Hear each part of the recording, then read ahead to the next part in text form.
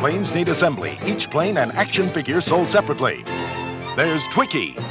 Get the robot. You can pretend he's being chased by Draco, Tigerman, and the Draconian Guard. Calling Buck Rogers. Help! Buck Rogers, Twiki, Draco, and Tigerman. Each sold separately by Mego. All right, welcome back, boys and girls, to a new edition of Top 10 Toys. This week, we are going to be looking at Buck Rogers. Now, this came through as a viewer suggestion from John's Box of Comics, so hopefully he's looking forward to this list, as this was kind of fun to do. I remember this series pretty well from when I was a kid, as I found these little figures always mixed in with my Star Wars guys. They were kind of a cross between a little bit like G.I. Joe's mixed with the Kenner action figures, like a little bit, because you had that extra posability, but they had that sci-fi vibe that I dug. So with the vehicles and some of the figures, especially the size with the 3 3/4, and then you had the larger Megos, this was a fun toy line. But before we get into the toys, let's just take a quick look back and remind you guys who Buck Rogers is. Now, he started all the way back in like the 20s. I think it was like 1928 or 1929 in a book by Philip Francis Nolan, this Armageddon 2419 AD. This was a little novel that they did back then that introduced us all to the character. And then soon after, he was hitting it up in little comic strips that ran in some of the papers back in the day. Maybe about a decade later, there was even a little movie serial that had some, live action, I guess you would say, back in like 1939, thereabouts. There's like, I think 12 episodes that kind of ran through, through his little movie serial, which was kind of cool. Now, the production value on the older one actually looked better than the one that came a little bit later in 1950 that ran on ABC. But, it is what it is. So, again, like 10 years later, ABC decided to try a little series doing Buck Rogers as well, but didn't really seem to, hit that stride. But I think the thing that I really remember more about Buck Rogers is the parody done by Looney Tunes with Duck Dodgers. Duck Dodgers in the 24th and a half century was something that always rang in my head, and it still sticks there even today. Marvin the Martian was one of my favorites, and still is one of my favorite Looney Tunes characters. And it's partly in relation to those old cartoons with Daffy Duck there, doing a little parody of his own. Outer space, like Duck Dodgers in the 24th and a half century. Now, another fun thing from that time, and now we're like in the mid-50s here, 1953 thereabouts. There was also comic books running throughout these this time frame. Buck Rogers, I think he had his own comic. He was also featured in Famous Funnies. And there's this one that I just absolutely love this cover, and this is on 211. This is a Frank Frazetta cover. It's just gorgeous. I mean, I wish I had this book, but I just can't quite afford it. It's a little bit pricey, but again, so Buck Rogers is a character that started off in novels, comic strips. He's done comics. He's been on TV. That had him on television shows, in the movies. So he really ran the gamut way, way, way back in the day. But it wasn't until about 1979 when NBC decided to do a new series based on the character, starring Gil Gerard and Aaron Gray, who we all loved, and is probably one of the early crushes of many of us, including John's Box of Comics. And I'm with you, buddy. So let's get into looking at this list, because most of the list is going to be tied into that television show and the toys that kind of spun out of it from Mego. But we got a few others that will be mixed in there as well. And another thing that John had mentioned about this is that this property, Buck Rogers, is coming back. George Clooney is signed on to produce. I don't believe he's going to be starring in this, because I love Clooney, but he's getting a little up there in age to be doing some sort of sci-fi action hero stuff. But producing, I'm sure this is something that we can all get on board with, because again, we're talking about a character that's nearing a century. It's 1928. I think was the time when that novel hit, and we were introduced to the character, and it's 2021, so 100 years later, and this character is still hanging around. That is pretty impressive. So without further ado, let's just get into this list and see what we got going here. Now, before we hit to the top 10, I think it's also a good idea just to kind of look back on some of the toys that were there before, and some of these are quite old. Again, this is a character that went back to the 20s, so seeing these little tin toys, this little Buck Rogers rocket ship, I think was from 1934, is it's pretty cool, actually. And this little wind-up, they were like little wind-up toys almost. I mean, these were the toys that like it's not even my dad's, before my dad, I guess grandparents and would play with. And these wind-up toys, they're pretty expensive for being tin toys. I mean, we're talking like $400 or so if you could find one of these things. So you can see there was a little rocket ship one that they had. There was also this rocket police patrol little toy. I don't want to say figure because it's not really a figure. It's a little metal car rocket wind-up thing.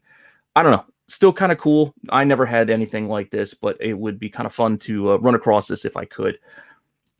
Now, we recently spoke with artist J.G. Jones on 3 Comic Money, and just by coincidence, when we were just hanging out and talking about other things that we all enjoyed and liked from Lord of the Rings and whatnot, he went and pulled out this Buck Rogers disintegration pistol. I think it was the disintegration pistol, or was it the rocket pistol? I think it was the rocket pistol that he showed, and his didn't work anymore because he used to do that little spark thing, like it was like a little gear inside the blaster, the gun, and you would pull the trigger and it would spark, but his didn't spark anymore. But still, I would think it was between John's recommendation and JG pulling out this rocket pistol, I felt like I really had to do Buck Rogers next for top 10 toys. So that little blaster, that that rocket pistol is about a $250 piece if you can find one today. It's metal, it's pretty sturdy. Finding one in good shape is probably not, or working, probably isn't going to be easy to find, but it is still really cool. So something to keep an eye out for, I guess. But as you can see, that there was the rocket pistol as well as this disintegrator pistol, which is another model, another version. Again, these are toys from the 30s. So this is old classic stuff. This is well before, again, Mego handled this line, late 70s. I think it was like 1979, into the early 80s. And they had 12-inch figures like this Draconian Guard here as an example. And then you could see they also did the 3 3/4, which, as I mentioned at the start, these were kind of like G.I. Joe, Kenner, Star Wars size figures, and had the posability of like a G.I. Joe, but kind of really fit in more with the Star Wars line. And tons of things like this Star Command base thing that they had, Spaceport playset. Tons and tons of fun stuff. And so this line, it had quite a few figures. Now, not all of the little figures here on the 3 3/4 made it up to the 12 inches, but most of them had a 1-for-1 comparison. And a lot of times the prices are actually the same for the little 3 3/4 up to the 12-inch figures. There isn't a really huge price difference between them that I noticed when I did my research. But a lot of fun stuff in this line. Going back to Twiki here, you can see there's this huge thing from these ads. This, I think, is a JCPenney ad. And you can see they had vehicles and figures and all kinds of things that went with this line. So it's a fun one. So let's get right into it, not waste any more time, and see what we've got going here. So for our top 10, we're going to start us off with number 10, and this is one of the villains who didn't really appear too much, really in the show. Many of the villains didn't appear all that often. It was more sporadic than anything, but Tigerman is our top one, and this one is, I saw a high sale of about $120, which is why he's coming in at number 10, and the 3 3/4 figure is, again, about the same price-wise. Pretty close. Still about $100 thereabouts. So Tigerman, pretty cool figure. I mean, he's got the little cheetah print, even though he's Tigerman, but hey, what are you going to do? That's what they decided to go with. But again, the 3 3/4 there has a little bit of a different vibe and a little bit of a different design to his outfit, which is kind of cool to get that little bit of uniqueness there between the two figures. But he was our number 10, which will take us into our number 9 pick, which is this Laserscope fighter. Now, this is like a little simulator thing. I believe there was like a little projector or a little light source thing. It was an odd little toy, but still pretty fun. Simulated lasers and explosion is what this big selling point was on this thing. And as you might have noticed it earlier in that JCPenney catalog, I think this was one they really tried to sell, as it was a high-tech toy, for the time. Pretty cool, a little boxy for what it's worth, but the little figures still, he fit right in there. You can see Buck Rogers just, chilling right there in the cockpit, which is, pretty cool. Now, this Laserscope fighter saw one sell for about $125, so that's why it's coming in at number 9, which will roll us in to number 8. And we're going to go with the main guy here, Buck Rogers. Surprising he comes in this low on the list, but hey, with all this stuff, not everybody's going to make it to the top. So Buck is coming in at about $200, and the 3 3/4, again, sealed in the package, is about the same. This I'm showing you the 12-inch here, which is pretty cool. The boxes are you can find them in decent shape a lot of times, but the 3 3/4 have that kind of familiar carded look to them. So if you can find any, absolutely try to pick them up, because it's not an easy find in packages for these things. But like I said, Buck is coming in there at just about $200, which is making him number 8. And I think the one character outside of the Buck Rogers and Wilma that everyone would remember from this series is the little robot, Twiki, because he just kind of stood out. I used to always just use him like he was a droid with my other Star Wars figures, because he just fit right in. I mean, you just you play, you pretend, you use your imagination. I mean, that's what we did back then. But Twiki is about $210, and you can see they had a little wind-up walking version that was the 12-inch. Well, not 12, but he fit with the 12-inch line.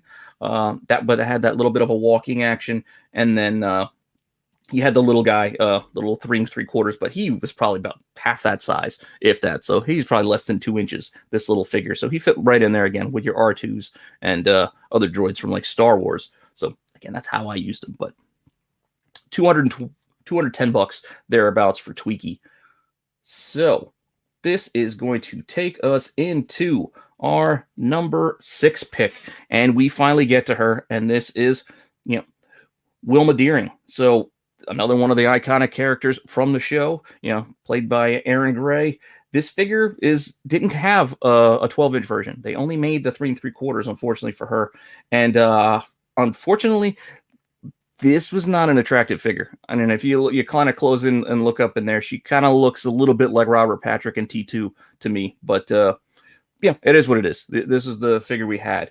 Would I have liked one that looked more like the character I saw on television? Absolutely. But yeah, we take what we can get. So Wilma is coming in at our number 6 spot, outside of the top 5, as I saw one sell for about $220, carded in that 3 3/4 size. So for those of you looking for Aaron Gray, like John's Box of Comics and myself, she didn't quite make the top 5, but hey, close enough, right? And normally I don't mix in the vehicles with the regular figures, but with a toy line like this, I kind of had to mix in everything. So I have a mix of everything that I could find for Buck Rogers wise, basically, to make this list. Outside some of those 1930s toys, because that went a little too far for me to want to include them. But hitting us at number 5, we're getting our first vehicle, and this is the Draconian Marauder. And this is about $300 in the box. Pretty cool. It kind of looks almost like I want to say you can put it right in there with the X-Wing. It's got a kind of an X-Wing design with how it's shaped. I mean, the wings don't split into the X shape, but when the wings are closed, it kind of gives you that vibe, but a little bit of I don't know. It definitely, you can see why this toy line fit pretty well in with the Star Wars. You can just play and pretend as you wanted to, without much need for the imagination to bridge that gap. But this Draconian Marauder, again, $300 is why it's at number 5, which will take us to number 4, which is another one of the ships that you get with this line, and this is the Starfighter, which again is a very cool design. You can see it fits right in there. Your figures, whether they be G.I. Joes, Buck Rogers, or even the Star Wars guys, could just pretty much fit in that cockpit if you wanted them to, because they're all similarly sized. So this Starfighter is coming in at about $400 if you can find one in the box. Again, really cool design. I mean, with this, as age goes on, this white plastic is gonna show its age. It's gonna look a little bit like coffee stained teeth after decades of sitting around in boxes somewhere. But hey, it is what it is, right? So we're gonna roll on our list to number 3, which is the Land Rover. Now, this is an expensive piece in the box. This is $650 if you can find a nice boxed one for this Land Rover. It's not the most exciting design for a toy, but it is still pretty cool. I mean, it is a vehicle. You can pop your characters in, they could drive around one of these little tank treads, and it is definitely still cool. $650 though is a pretty tall order on price. But if you can luck into one, or if you can rebuild one with parts and pieces you can find out there, you might do pretty well for yourself, which is why it is number 3. So we're going to get to our top 2, which we're going to move off our 1979 Mego line with these last 2, and just price-wise, I just couldn't deny them, and I didn't want to just put them as honorable mentions or anything. So I really did want to include them on the list. And the first one we're going to hit up here is the Captain Action. Like, this is the Captain Action suit that you could put on your Captain Action figure. And this is, if you can find one in the box, and the one that I did find that was in the box wasn't even like nicely displayed in the box. It just happened to have a box with all the pieces basically thrown in it.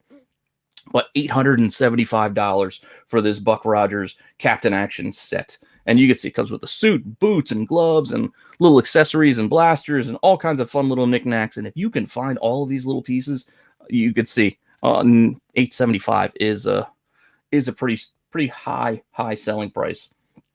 But it is still pretty cool. I mean, Captain Action was an interesting idea for back then, a way to really reuse a toy for kids, that you can just sell, outfits and uniforms that you could swap him out, and you could make him whoever, they were selling next, from superheroes to sci-fi characters to whatever they might wanted to, sell different kind of different outfits. Definitely a cool idea, and definitely probably something that should be looked at on its own. But for our purposes here, this Captain Action set is coming in at number 2. Which was just edged out for our number 1 spot. Again, this one doesn't go back to those really, really older, guns and pistols from the 30s, but even in the 1940s, I am stretching how far back I'm going with our number 1 pick. But this atomic pistol, which is really, really cool, comes with holsters that you can see. This one came out after World War II. I think it was like 1946, so it's a little bit later, but this one was $900. With this box and all the little extra sets with the holster and whatnot. Really awesome. Like, this would be something really cool to have in a collection. And that's why it's coming in number 1. $900. I know it's a high price. And there were 3 different versions of this. You had the gold looking one, and then you have like just a kind of a plain pewter metal, kind of less fancy one. And then there's also like a silver kind of version of this atomic pistol. So there were 3 different options for you. And all of them are pretty cool. So if you can find anything like that, obviously, pick it up, and especially if you can find it for cheap. But it is definitely a cool little toy, a little figure, cool toy thing to have. So that's why it came in as our number 1. So that's our Buck Rogers list. But I just still have a couple of more extra little things that I just want to bring up about the property and toy line. So I will give you just a couple of honorable mentions.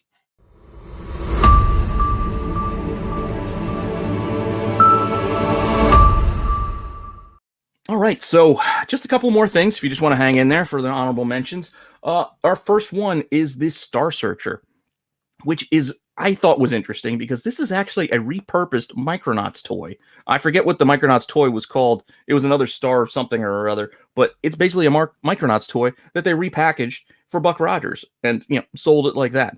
I couldn't find any recent sales or anything to get any actual sales data on it, but I got to imagine something like this is probably pretty expensive, especially if you can find it in the box. Because from the research that I found, even the instructions that came with this still said Micronauts on the instructions. They didn't even bother to redo the instruction manual for Buck Rogers. So I think of it as kind of a cool little tidbit. So that's why I wanted to throw it in here at the end for honorable mention. That Star Searcher thing, that bright pink box. It also doesn't really align with the other packaging from the rest of the line, but hey, they tried to do something different, which is definitely interesting. Oh, there it is. Star Defender. That's what it was called. This was the Micronauts version. It was the Star Defender. I knew it was Star something. So the Star Defender, it was the Micronauts toy, which is basically what they repurposed for Buck Rogers. So up next, just a couple of the little figures I wanted to throw out there. Another one of the female figures, Ardella. And this is only like a $40 thing if you can find it. So these aren't really expensive, these extra little ones I threw out there.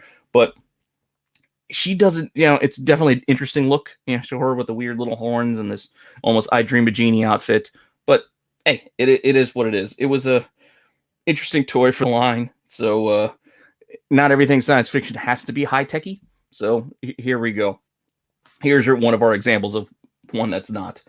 Another one we have here is a Killer Kane. I think it was one of the villains. There is the 12-inch as well as the 3 3/4 version of them. And this is like $85 that you can find. I think the smaller one might be, the 3 3/4 might only be another $40 figure, but definitely something interesting to look for if you're looking out there. And then I think the main villain, Draco, is another one that we can just show as a figure, as a another thing that's out there that you might want to find. And that's, again, like a $50 figure if you can find one packaged. I think loose, these guys are mostly in that $10 to $15 range across the board for the 3 3/4. I don't think you're going to pay too much extra for a loose 12-inch one, but hey, you never know. It really all depends on condition and if you have all the little accessories and whatnot. But one figure that I did find, did not find outside of some really, really later issues, but from the show, was Hawk. Now, it wasn't until really, really recently that I could connect this character of Hawk to Bird Person from Rick and Morty. I am a Rick and Morty fan. As you can see here, I got my little shuttle that's sitting here when I do my little podcasting here. But Bird Person, I didn't know that he was basically based off of Hawk. I mean, I just didn't really get it, and now I can it's kind of obvious. But it's to be fair, it's been forever since I've seen Buck Rogers, so I'm not going to hold myself too accountable for that. But hey, there is a Bird Person figure out there in that Rick and Morty toy line if you want to find one. So that one is out there for you to find if you are interested in such things. But that's my list. Thanks for checking it out. Thanks for stopping by. Hopefully you like these videos. Tell me what you want to see, what you don't want to see. As you can see, I take suggestions. This entire list was based off of a suggestion. So definitely throw it out there in the comments and like and subscribe to my channel. I'm happy to have moved this show now to Tuesdays to kind of space my my productions out, so I got a little more time to do things. And hopefully you are liking the new top 10 toys on Tuesdays, because I like the alliteration, and I like the couple extra days that it affords me to get this stuff done right and done for you guys. So hopefully you're enjoying it, and let me know what you think in the comments, and I will see you all next time.